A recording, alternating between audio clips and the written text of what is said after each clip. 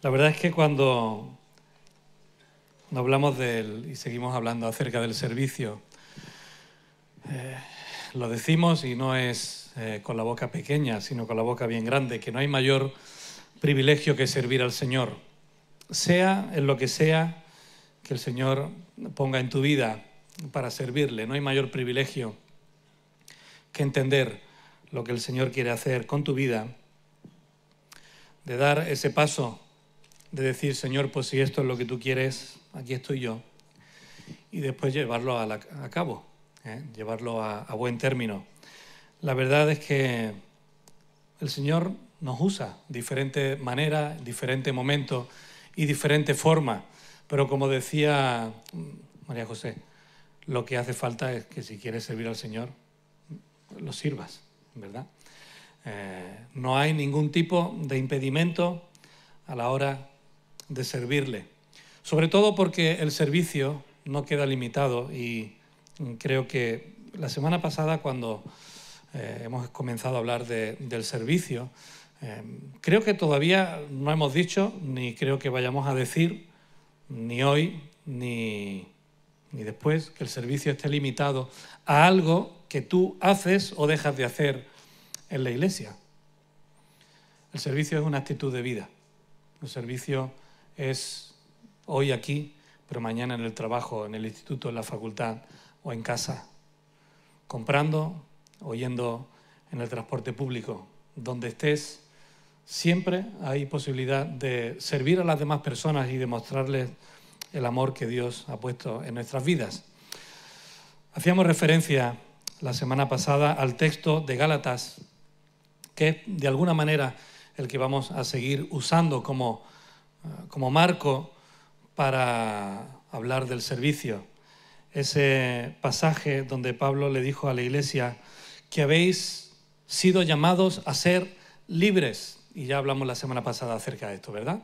El Señor nos ha hecho libres, pero no para valernos de esa libertad para dar rienda suelta a nuestra carne, a nuestras pasiones, a nuestros deseos, a lo que el cuerpo nos llama a hacer o a no hacer, sino para poner nuestras vidas al servicio voluntario del Señor. Por eso Pablo dice, más bien servíos unos a otros con amor. Esa es la motivación correcta y perfecta. Ese fue el ejemplo que Jesús nos dio y la semana pasada hablamos de Jesús como el ejemplo de servicio, ¿verdad? Él nos sirvió porque amaba a las personas, Él nos sirvió para darnos ejemplos de cómo nosotros hemos de vivir y Él nos sirvió porque ese servicio es un recordatorio del contenido del Evangelio.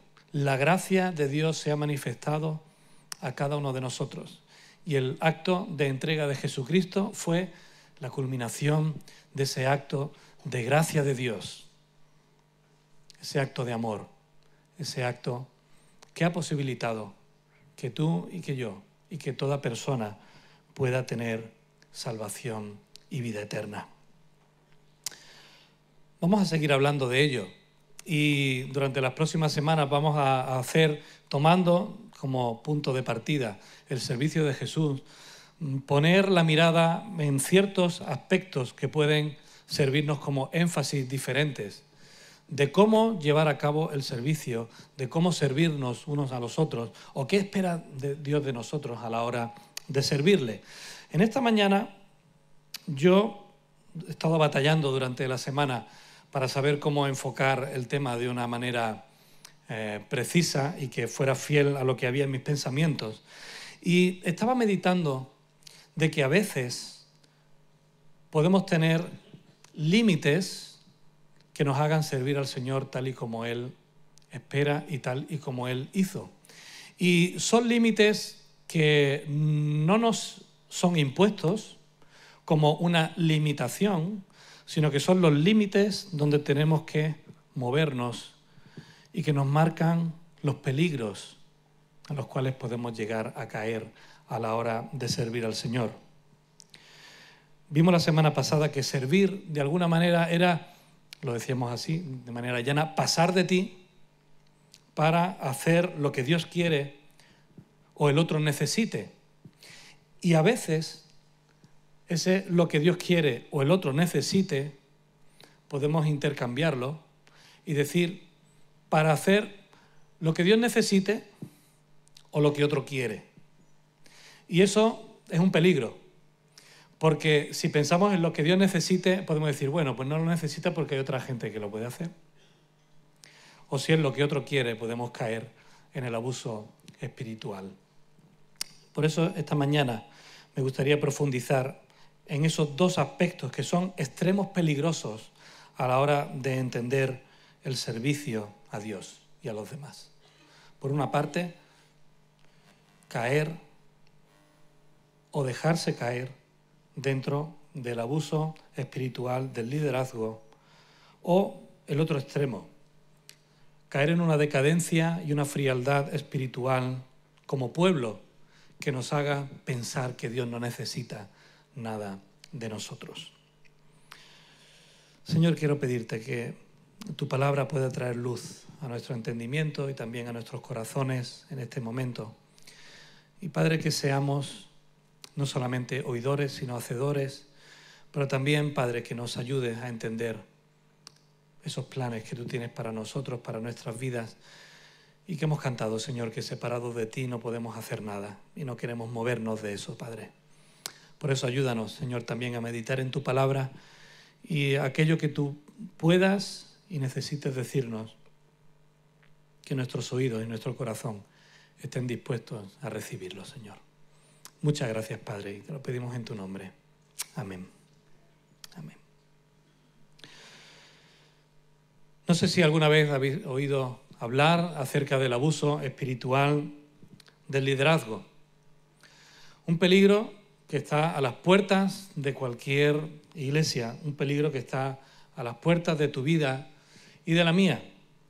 Porque la misma palabra abuso ya nos hace referencia a algo que no es libre, sino que es impuesto, algo que sobrepasa los límites de lo que debiera ser y algo, al fin y al cabo, como es el caso del abuso espiritual en el liderazgo, de asumir un rol y unas funciones que no te corresponden.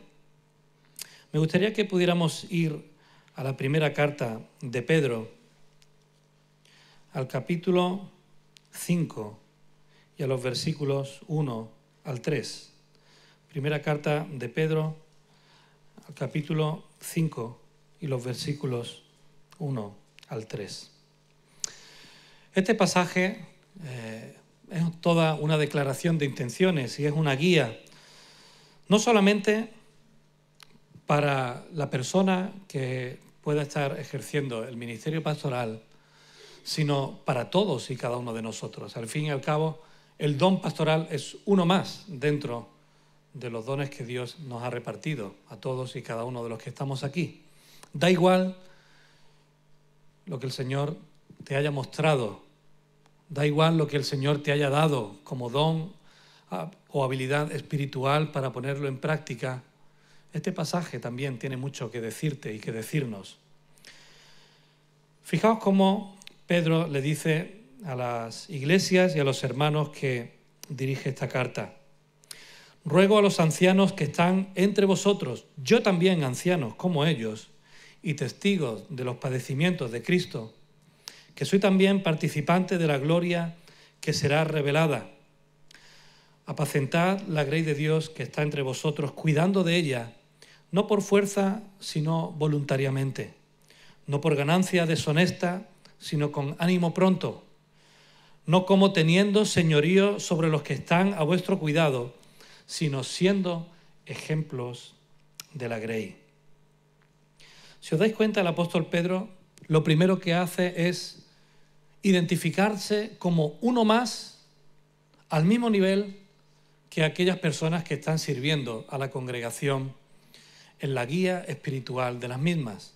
Esa palabra anciano no hace referencia a la edad, sino hace referencia al puesto que desempeñan. Sabéis que en el Nuevo Testamento encontramos instrucciones en Timoteo, en Tito, y también Pedro lo hace aquí y en otros lugares, acerca del perfil de las personas que tienen que estar guiando espiritualmente al pueblo de Dios. Y se usan varias palabras. Se usa episcopos, se usa apóstolos, se usa también, como en otras ocasiones, otros términos que hacen referencia a esa posición de preeminencia, pero no una preeminencia en cuanto a lo que vimos la semana pasada, de jerarquía, sino en cuanto a responsabilidad y a rol dentro de la comunidad. Pedro le dice a estos hermanos, y habéis fijado que hace tres comparaciones, ¿verdad? No por fuerza, sino voluntariamente, no por ganancia deshonesta, sino con ánimo pronto, no como teniendo señorío, sino siendo ejemplos. Y cada una de esas frases son reveladoras. Porque, hermanos, el ejercicio pastoral, y permitidme que me ciña a lo que es el pasaje, que me ciña al contexto y a la primera aplicación, a lo que leyeron los primeros lectores, como estamos aprendiendo en hermenéutica, en el discipulado, para después aplicarlo al resto. El ejercicio pastoral no puede ser impuesto por nadie. Espero que los que se dedican al ministerio pastoral lo estén haciendo, no por imposición, no por obligación a desarrollar esa tarea de cuidado, de enseñanza, de guía, de consuelo, de ánimo y de corrección. Porque el pastorado, el cuidado de los demás, sea desde la posición de pastor principal o de copastor, o la función del pastorado como el cuidado mutuo que nos debemos, debe ser algo que se ejerza de manera voluntaria, tras una convicción personal de que eso es lo que el Señor espera y quiere de ti. Pues al fin y al cabo es una vocación, es decir, una respuesta al llamamiento y a la voluntad de Dios. Nadie, como consecuencia, si nos ponemos al otro lado, nadie puede obligar a otro alguien a ejercer esa labor. Nadie puede coaccionar a nadie a ejercer esa labor. Sea alguien superior que te diga, pues tú haces esto, o sea porque desde debajo, como iglesia, le digamos a alguien, pues queremos que tú lo hagas y tú lo tienes que hacer. El ejercicio de un don tiene que venir como respuesta a un entendimiento de lo que Dios quiere y espera de ti. Y efectivamente así tiene que ser el ejercicio pastoral. Porque si es impuesto y no es voluntario, entonces, hermanos, todo se cae. Porque no podemos imponerle a nadie que corrija a nadie, no podemos imponerle a nadie que tenga cuidado de nadie, no podemos imponerle a nadie que enseñe a nadie. ¿Sabéis por qué? Porque va implícito en todo eso lo que después Pablo acabará diciendo, siendo de ejemplo, viviéndolo en tu propia vida. En segundo lugar, Pablo dice, no por ganancia deshonesta, sino con ánimo pronto, como en el resto de los ámbitos de la vida. De igual manera, el ejercer el pastorado debe ser ejercido de una manera que nos ayude a huir de la codicia y de la envidia.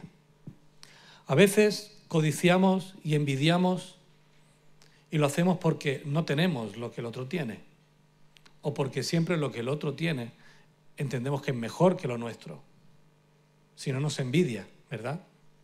Hay un famoso dicho que dice que nadie envidia, y que me perdonen las marcas, nadie envidia un 600 si tienes un Ferrari en casa, ¿verdad? Si tienes un Ferrari es porque te gustan los coches, los deportivos, y te vas a meter en un 600 del año del catapum y eso no va a andar de la misma manera que anda el otro, ¿verdad? Siempre envidiamos lo que los demás tienen y que nos hace al mismo tiempo despreciar o menospreciar lo que hay en nosotros. Y Pablo ya habló a la iglesia, a los corintios, amplia y tendidamente acerca de los dones espirituales y le dijo a ellos, anheláis los mejores dones, si es que los hay. Los más visibles, los que más se reconocen.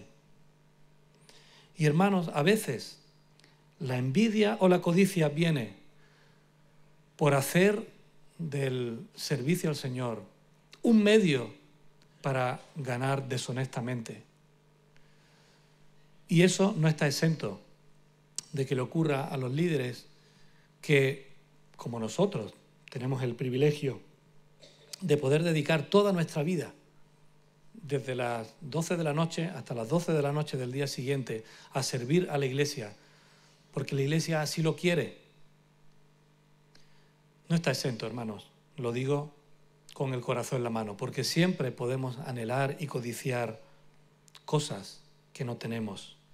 Pero en el contexto en el que Pedro está hablando, él está achacándole a algunos que están usando el ministerio como una forma de saquear las arcas de las viudas, de saquear las arcas de los hermanos de la congregación. Y Pedro dice, que esa no es la motivación. Que para que estemos sirviendo al Señor con la motivación correcta, el dinero no puede ser la motivación, sino lo que él llama, y leemos en la Reina Valera del 60, ánimo pronto, que otras versiones traducen como servicio. Porque realmente anhelas servir a los demás. Porque realmente anhelas poner en práctica ese llamamiento que has recibido del Señor. Es decir, estar convencidos de la honra que significa estar a los pies de Dios y de los demás. Si tú no sientes honra en estar a los pies de Dios y de los demás, posiblemente caigas en la trampa que Satanás te ponga delante de estar utilizando tu servicio para algo más. ¿Y que para qué algo más puede ser? Pues para lo que Pedro dice a continuación. Para tener señorío de los demás en vez de ser un ejemplo de servicio. Hermanos, el único dueño y señor de la iglesia y de nuestras vidas es Jesucristo. Lo repito, el único dueño y señor de nuestras vidas y de nuestra iglesia tiene que ser Jesucristo.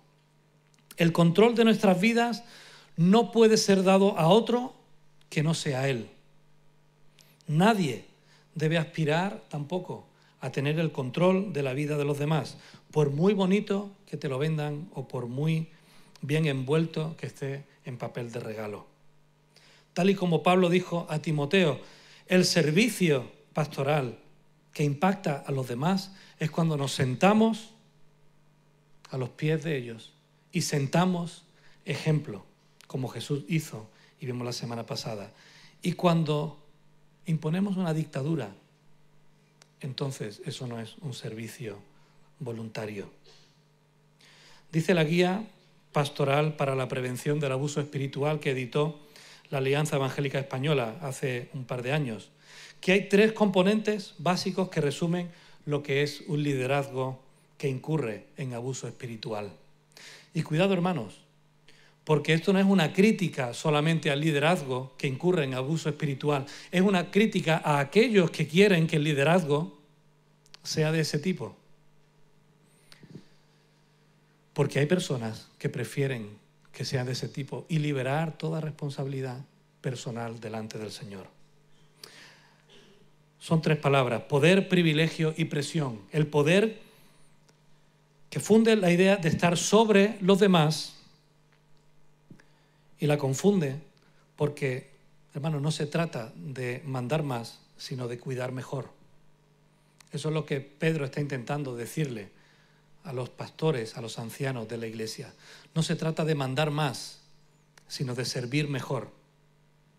Y se sirve mejor cuando se sigue el ejemplo de Jesucristo. Así que el ejemplo de poder ya no es el de alguien que está arriba y ejerce control, sino alguien que está abajo y sirve y lava y hace lo que tenga que hacer para lo que los demás necesiten o el Señor mande. Pero también se puede incurrir en el privilegio, en sentirse ya otra élite, sentirse por encima de toda responsabilidad y de todo cargo y pensar que la palabra de Dios manda una cosa a unos y otra cosa a otros y que yo estoy a otro nivel. Y entonces cuando Pablo viene y dice, mire cada uno que cree estar fuerte que no caiga. porque todos y cada uno de nosotros estamos sujetos a las mismas pasiones, a las mismas tentaciones, a las mismas ilusiones o a las mismas aspiraciones. Y el enemigo está buscando como león rugiente a quien atacar. Así que es necesario volver a recordar las palabras del Señor Jesús, porque yo no vine para ser servido, sino para servir y poner mi vida en rescate por muchos. Así que no es cuestión de poder, no es cuestión de privilegio y tampoco es cuestión de presión o exigencia.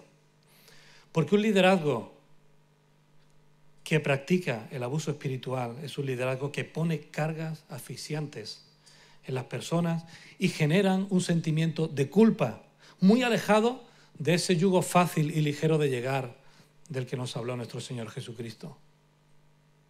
Es un liderazgo que utiliza a las personas para llevar a cabo sus propios planes personales. Es un liderazgo que usa a las personas para hacer diferencia de privilegios. Es un liderazgo que usa a las personas para estar por encima. Y desde arriba, hermanos, no se ven pies, se ven cabezas. Cabezas de súbditos que están a mi disposición. Cuidado con querer también, hermanos, que las personas que Dios ha llamado y ha puesto para serviros, queráis que ejerzan ese tipo de liderazgo. Porque para algunas personas es muy fácil. Él me ha dicho, yo hago. ¿Responsabilidad para quién? Para él que me ha dicho. Como él me lo ha dicho, la responsabilidad es suya, yo lo hago, pues que el Señor se las vea con él. Y hermanos, si uno de los principios que sostenemos y mantenemos como iglesias evangélicas bautistas, como pongo en el boletín, es el gobierno congregacional, donde nos vemos todos iguales con las mismas prerrogativas, derechos y obligaciones, también lo es el sacerdocio universal de los creyentes, donde tú puedes libremente presentarte delante de Dios, puedes entender lo que Dios quiere para tu vida, puedes ir a la palabra y escudriñarla y aplicarla y decir, Señor, heme aquí, haz conmigo lo que tú quieras. En resumen, el mal pastor o el mal liderazgo utiliza a las personas como peones en beneficio para conseguir sus deseos y ambiciones. Y dice esta guía, convierte la vara y el cayado en látigo que fustiga en vez de báculo que guía y apoya. Hermano, debes buscar a qué vocación te llama Dios y ejercerla de manera voluntaria, teniendo la certeza de que es un servicio a Dios y a los demás, sin buscar ningún tipo de beneficio económico insano, sin ejercer dominio sobre los demás y siendo un ejemplo. Porque hoy con tristeza escuchamos, pues yo si no me pagan no lo hago. Pues mira el montón de horas que le estoy dedicando, pues que lo haga otro. Y que si no está dispuesto a invertir en esto, pues no lo hago. Hermanos, tenemos tantos ejemplos de hombres y mujeres que sirven al Señor. Tantos que sirven al Señor sin esperar nada a cambio, nada más que la recompensa de buen siervo fiel.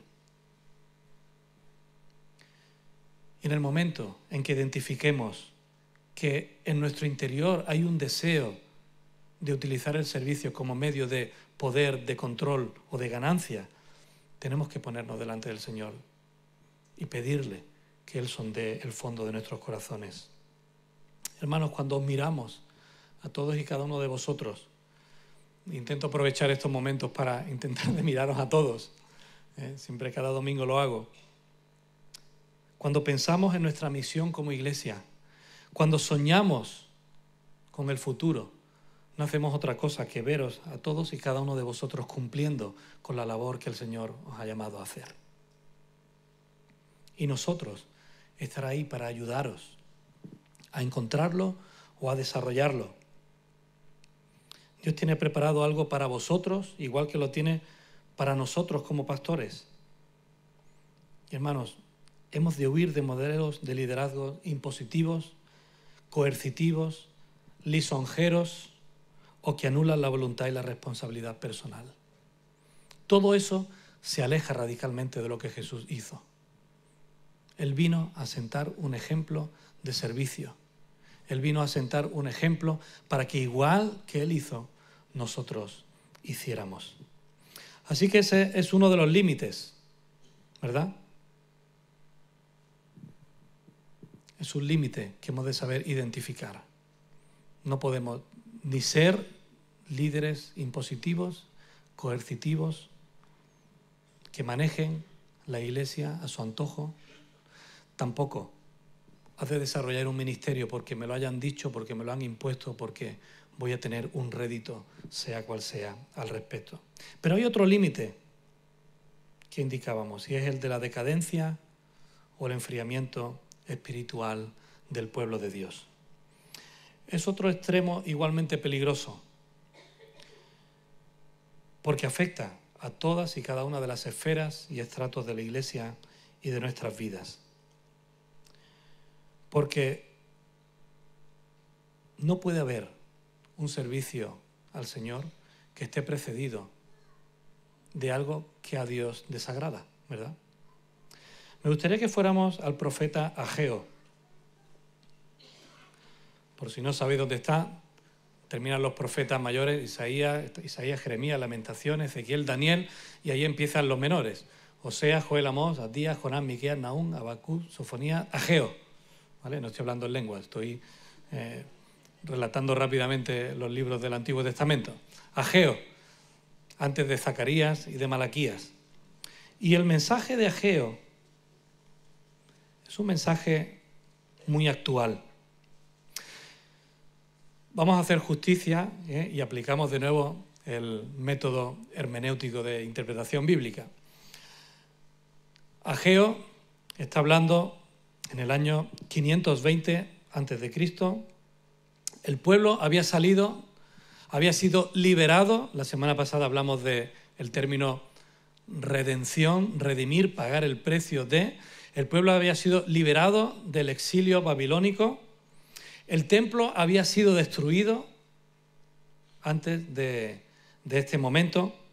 Y recordad que fue el rey Ciro de Persia quien permitió al pueblo de Israel que volviera a su tierra para reedificar el templo. Aquello fue por el año 536 a.C. Desde el año 536 al año 520, sabéis cuántos años van, ¿no? Están claras las cuentas. 16. No es muy complicado. 16 años. Pues 16 años más tarde de que el rey Ciro indicara y diera orden y promoviera y ayudara al pueblo de Israel a reedificar el templo, todavía el templo no había sido construido. El pueblo se había dedicado a construir sus casas, a preocuparse de sus propias cosas y se había olvidado de Dios y de su casa. Ahora vamos a lo que la guía que estamos estudiando en discipulado nos dice. Nosotros no somos el pueblo de Israel, ¿verdad? Nosotros no hemos salido de un exilio de esclavitud política. Nosotros no hemos sido llamados a reconstruir el templo de Dios en el año en el cual fue llamado el pueblo de Dios. Pero, hermanos, cuidado, porque cuando aplicamos los principios, nosotros sí que hemos salido del exilio de la esclavitud del pecado. Dios nos ha libertado, hablábamos la semana pasada. Nosotros, de igual manera, no hemos sido llamados a reconstruir el templo, pero qué curioso que Pablo le dice a los efesios que nosotros estamos siendo edificados sobre el fundamento de los profetas y apóstoles, siendo la piedra principal del ángulo Jesucristo, en quien todo el edificio, es decir, la casa de Dios ya es comparada con un templo espiritual, todo el edificio bien coordinado va creciendo para ser un templo santo en el Señor. Me gustaría que leyéramos algunos versículos del primer capítulo de Ageo. En el versículo 2 dice: así ha dicho el Señor Yahvé de los ejércitos, diciendo. Este pueblo dice: no ha llegado aún el tiempo de que la casa de Jehová sea reedificada. Eso es lo que el pueblo pensaba. Todavía no hay tiempo, ya llegará el tiempo en que el Señor lo necesite. Entonces vino palabra de Jehová por medio del profeta Ageo diciendo: ¿es para vosotros tiempo para vosotros de habitar en vuestras casas artesonadas, y esta casa está desierta? Pues así ha dicho el Señor de los ejércitos: meditad bien sobre vuestros caminos. Sembráis mucho y recogéis poco. Coméis y no os saciáis. Bebéis y no quedáis satisfechos. Os vestís y no os calentáis. Y el que trabaja a jornal recibe su jornal en saco roto. Así ha dicho Jehová de los ejércitos: meditad sobre vuestros caminos. Subid al monte y traed madera y reedificad la casa, y pondré en ella mi voluntad y seré glorificado. Así ha dicho el Señor. Buscáis mucho y halláis poco, y encerráis en casa y yo lo disiparé en un soplo. ¿Por qué? Dice el Señor de los ejércitos: por cuanto mi casa está desierta y cada uno de vosotros corre a su propia casa.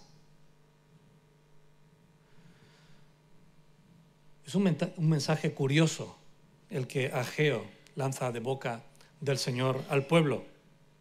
Y hemos salvado las diferencias entre el pueblo de Israel y nosotros. Y es verdad que el Señor no nos está llamando a reedificar su templo físico, hermanos, pero el Señor sí nos ha llamado a edificar, como hemos visto en Efesios, esa casa espiritual que es la iglesia. Y no estoy hablando, de nuevo, de organización, ni estoy hablando de jerarquía, ni estoy hablando absolutamente de nada que tenga que ver con una parte meramente organizacional y administrativa de la iglesia. Estoy hablando de la esencia de lo que significa ser pueblo de Dios. ¿Era un problema de actividad?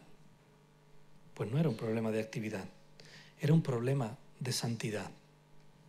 Mirad en el capítulo 2, en el versículo 10 en adelante, el Señor lanza un mensaje para nosotros distante, porque no estamos dentro de la época y de los tiempos sacrificiales, pero el Señor le dice: ¿acaso si alguno llevare carne santificada, versículo 12, estoy leyendo, en la ropa de su falda, y con el vuelo de ella tocar el pan o la vianda o vino o aceite o cualquier otra comida, ¿será santificada? Y respondieron los sacerdotes y dijeron: no. Y dijo Ageo: y si un inmundo a causa de cuerpo muerto tocare alguna cosa de estas, ¿será inmunda? Y respondieron los sacerdotes y dijeron: inmunda será. Estaba en la ley, estaba en Levítico. Versículo 14. Respondió Ageo y dijo: así es este pueblo. Le está llamando un pueblo no santo, le está llamando un pueblo inmundo. Así es este pueblo y esta gente delante de mí, dice Jehová, y asimismo toda obra de sus manos y todo lo que aquí ofrecen es inmundo. Ahora pues, vuelve a decirle, ya no en vuestros caminos, sino meditad en vuestro corazón desde este día en adelante, antes que pongan piedra sobre piedra en el templo del Señor. Y después, tanto en el versículo 18 como en el 19, les vuelve a decir: meditad pues en vuestro corazón. No era un problema de actividad, era un problema de santidad. Y fijaos qué cosa más curiosa, que el pueblo se santifique antes de comenzar a poner las piedras del templo. Hermanos, no es cualquier cosa, incluso cuando hacemos un zafarrancho de iglesia para mantener este lugar digno del Señor. Fijaos en cuántas ocasiones el Señor, para aparentes pequeñas cosas, llama a buscar personas santas, a personas que están viviendo a la altura de lo que Él espera, llenas del Espíritu Santo, etc. Pasó con la elección de los diáconos en Hechos de los Apóstoles, que eran servidores para poner las mesas y decir: buscar personas con un ejemplo intachable, personas llenas del Espíritu Santo que puedan servirnos en esta tarea. Y en Ageo le está diciendo al pueblo: antes de poneros a poner piedra sobre piedra, santificad vuestras vidas, limpiaos, porque no estáis a la altura de hacer absolutamente nada para el Señor.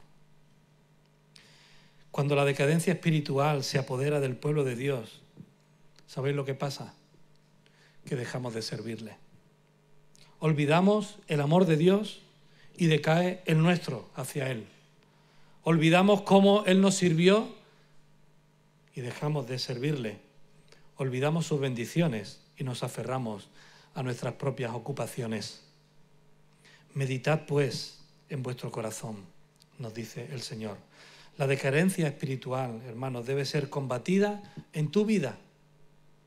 Debes vértelas con Dios a solas y pedirle, como el salmista le pidió: examíname, oh Dios, y conoce mi corazón. Pruébame y conoce mis pensamientos y ve si hay en mí camino de perversidad. Pero no solamente ahí, guíame en el camino eterno.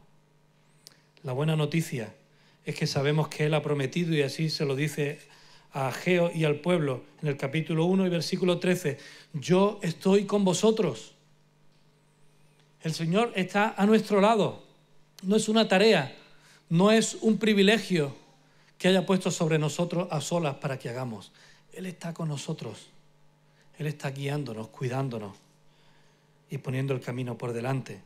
Y en el capítulo 2, fijaos en el versículo 4 en adelante lo que dice, ya no solamente al que podríamos denominar el líder, a Zorobabel, líder, digamos, físico y político, o a los sacerdotes, los líderes espirituales. Tiene palabras para todo el pueblo. A Zorobabel le dice: esfuérzate, dice el Señor. Esfuérzate también, Josué, hijo de Josadac, sumo sacerdote.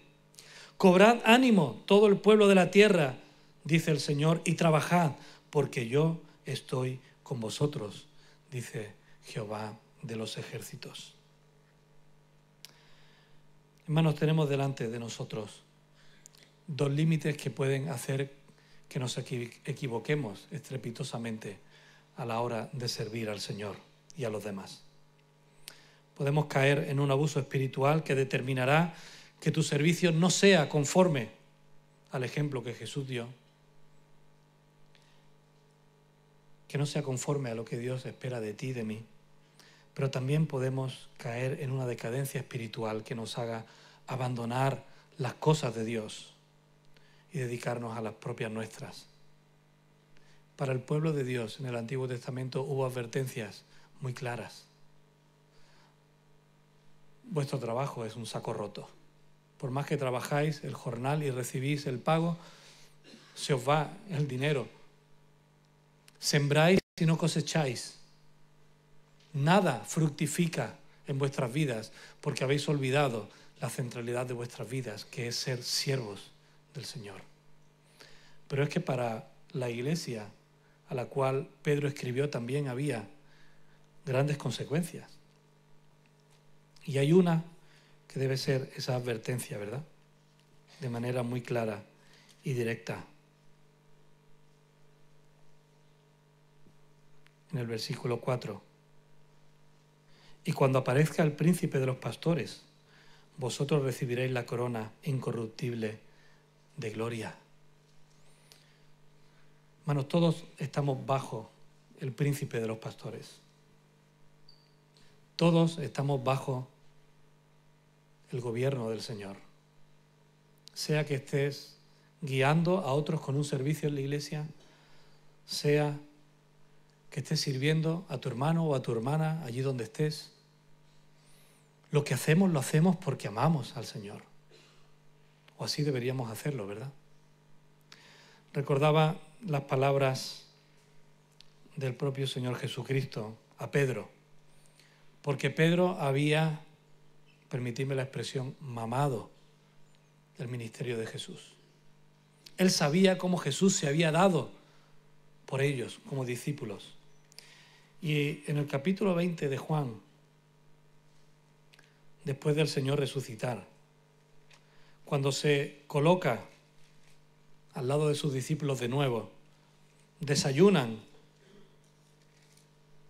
y están allí hablando, el Señor toma aparte a Simón Pedro y le dice: Simón Pedro, hijo de Jonás, ¿me amas más que estos?